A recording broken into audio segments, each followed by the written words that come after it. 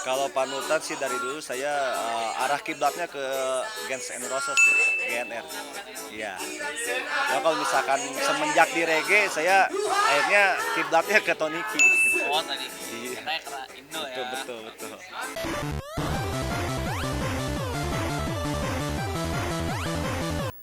Oke, assalamualaikum warahmatullahi wabarakatuh. Sama gue Esther 93. Kali ini gue sedang bersama abang siapa? Toen. Toen. Oh nama aslinya Toen. Iya Toen. Nama aslinya Fatul cuma dipanggilnya Toen. Toen.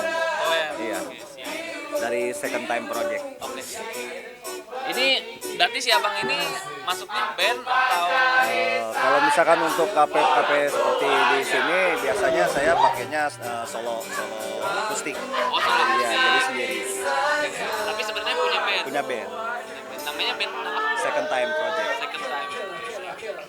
Kalau personilnya itu ada berapa? Ada 5 semuanya totalnya. 5 orang, vokalis 2, basis, drummer, sama saya sendiri megang gitar. Oh, sekali vokalis. Iya betul. Terus kalau bandnya apa? Kalau berdiri bandnya dari 2021 ya. Eh, Kebetulan tahun lalu itu sebenarnya udah punya band, cuma project band ini yang tadinya M2 Management kita dibagi dua karena terlalu banyak itu personilnya bagi dua, akhirnya berdirilah Second Time Project ini gitu. Jadi Second Time Project kenapa dinamakan Second Time Project itu waktu yang kedua untuk band kita gitu. Oh, jadi dari ambil nama itu. Betul artinya. betul betul.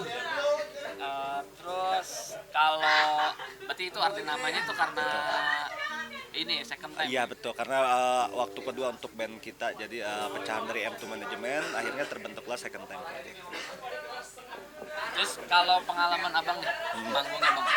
Kalau pengalaman sih sebenarnya dari mulai 2015 ya saya mulai masuk di dunia musik itu, pertama musik pop, terus lanjut ke reggae ya, reggae yang di Taman Topi waktu dulu rame-ramenya Oh, ya. iya, waktu tahun 2000-an Betul, kali ya. tahun 2000-an itu saya udah mulai masuk di dunia reggae ya.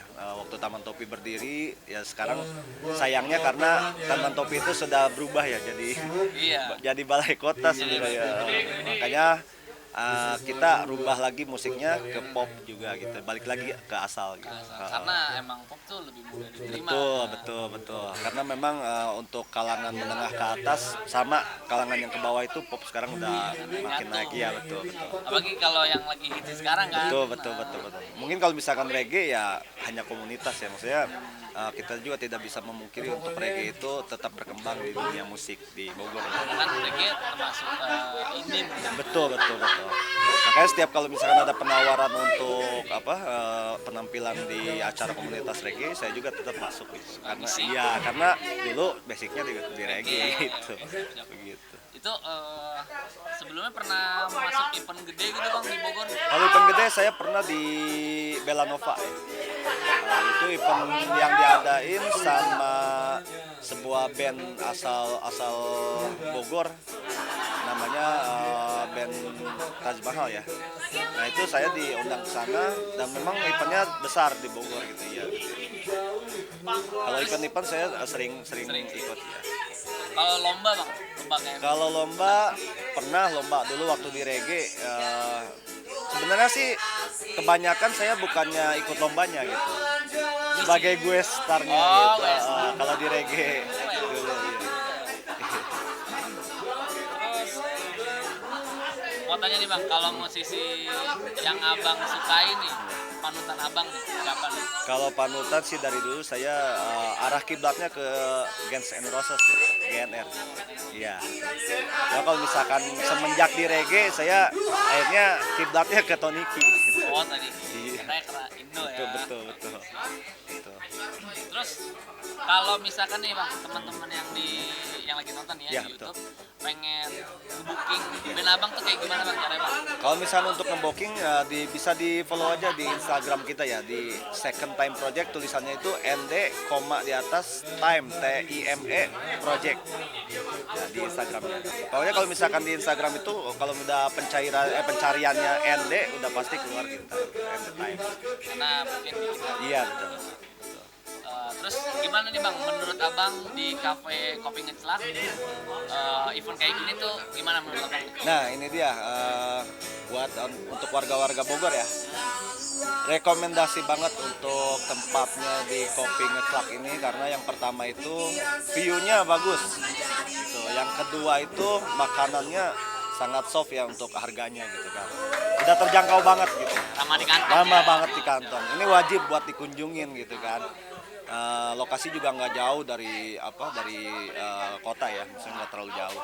Itu udah banget bener-bener rekomendasi banget untuk warga-warga Bogor ataupun warga-warga sekitarnya gitu. Nah untuk acara seperti ini saya sangat mengapresiasi ya, maksudnya jarang untuk kita bikin acara seperti ini, buka puasa rame-rame sama-sama gitu kan. Karena kan setelah COVID ini kan semua serba tertutup sebelumnya gitu kan. Semua yang tadinya terbatas, lagi, terbatas. dibatasi. Betul. Akhirnya setelah COVID dinyatakan ya, tapi kita juga belum tahu apakah hilang apa enggaknya. Habis Gitu. lebaran nih, Bang. Betul. Ya kemungkinan sih mudah-mudahan hilang gitu kan. Tetapi setelah kita dengar seperti itu ya bagus gitu, misalkan acara-acara seperti ini tuh dikembangkan, apalagi musik-musik di Bogor itu memang harus berkembang gitu. Karena sebenarnya untuk destinasi wisata itu didukung oleh musik gitu kan. Yang pertama berkembang itu udah pasti ya.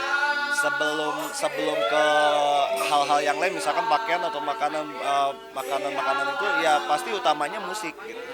Nah itu yang mendongkrak pertama kali kebangkitan pariwisata itu.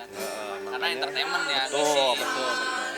Jadi makanya untuk warga-warga Bogor atau yang sekitarnya direkomendasikan untuk datang ke Ngopi Ngeclak ini gitu kan. Yang pertama yang tadi saya bilang, untuk harganya sangat-sangat low budget gitu kan. Udah gitu tempatnya asik, keren, super keren. Karena ini di sini juga ada villanya Bang, yang seperti sini. Oh ada villanya? Iya, ada Saya villanya. baru tahu saya. Kemarin juga sempat podcast di sini guys, terus gue juga udah lihat villanya bagus, kopinya juga enak. Karena kopinya setahu gue Bang pernah digomongin ya. Jadi kopinya itu dia nanam sendiri. Oh gitu, nanam sendiri ya? Nah, dari si bosnya. Tuh, nanam sendiri nih guys nih. Nah, Boleh nanti dicek ya kan, kita lihat, cek aja untuk datang ke sini. Udah pasti enak lah. terus kalau Abang nih ke depannya Bang, menurut Abang nih, ini gue tanya Iya. tentang musik Bogor nih. Gimana perkembangannya Bang? Kalau saya lihat dari sudut pandang saya sendiri ya, Iya. untuk di musik di Bogor itu lebih cenderung ke yang viral ya. Ya lagi naik-naik ya. Naik daun udah pasti. Selama saya di kafe-kafe, ngisi di kafe manapun, udah pasti sesuai requestannya yang viral-viral seperti itu. Kemungkinannya untuk pertama kali bangkit musik itu selain di daerah-daerah misalkan di Sulawesi, yang kemarin saya dengar kan Sulawesi karena ya, menteri ke sana gitu kan. Ya. Yang jelas yang saya perhatiin di Bogor ini udah berkembang banget musiknya gitu. Karena sudah menjamurnya kafe-kafe yang tadi saya bilang. Sampai soalnya udah banyak yang unik. tapi Betul. Bogor. Udah gitu didukungnya sama live musik, udah pasti. Udah jos. Udah pasti. Udah gitu kan ada kan salah satu YouTuber akustik kan? Si Betul, Angga betul. ya. Ya, betul. Angga Chandra sama Triswaka ya. Iya benar. Oke, kalau misalkan kalian ingin booking bandnya, nanti gua cantumin di deskripsi bawah. Terus kalau misalkan ingin tanya-tanya bisa DM ke Bang Fatur ya. Boleh. Boleh. Nanti, mungkin begitu aja review dari gua.